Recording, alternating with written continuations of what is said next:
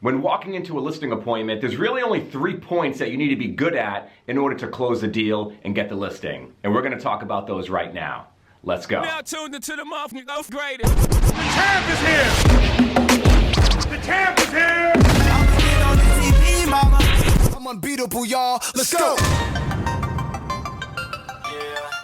What up, it's your boy Chris Martin, real estate agent, investor, and coach, and we're talking about the 3 points that you need to be good at in order to walk away from that listing with a signature. And we're not overcomplicating things. These are the 3 things that you really need to be getting good at and forget about everything else. So let's get right into it. Number 1, you need to be good at pricing property and explaining to the seller why they need to price the property on the price that you're suggesting. Don't be that agent that walks into a listing appointment and asks the seller, what do you want to sell the property for? And whatever they say, you put that number down, you walk out the door, and then you've got to talk to them about a price reduction, the property expires, they get upset with you for not selling.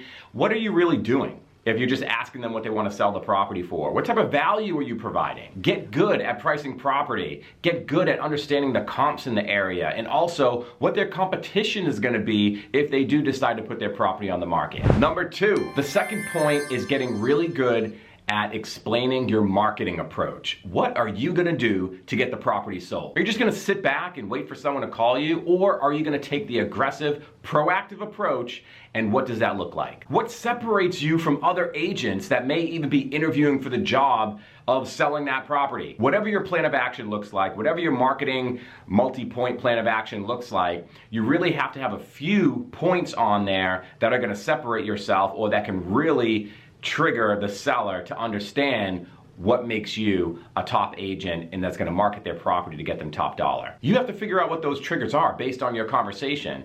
I've never gone into a listing appointment and explained thoroughly every single thing I do to sell a property. It doesn't work like that, or at least doesn't work well like that. What works well is having a conversation with the seller, understanding what's important to them, and then picking the points in that marketing plan that you know are gonna resonate the most. Get good and get excited about talking about what you're gonna do to sell a property. And number 3, the last point that you need to be really good at when walking into a listing appointment is being able to discuss your commission. You have to be confident on the commission that you're charging and confident on the value that you're giving. How are you handling commission objections? When someone says, no, I don't really want to pay you this, can I pay you that? What's that discussion look like when that conversation comes up? Are you prepared to handle that head on? Guys, these are the 3 points that you really need to get good at when going into listing appointments. So if you're a listing agent now going out, these are some skills that you really need to continue to get better at. And if you're a new agent going out, you know that there's only 3 things that you really need to worry about. If you can focus on these 3 things, I promise that you will be much better at converting your next listing appointments into actual signed agreements and getting those listings. All right, guys, hopefully this helped. I'll catch you guys in the next one. Peace.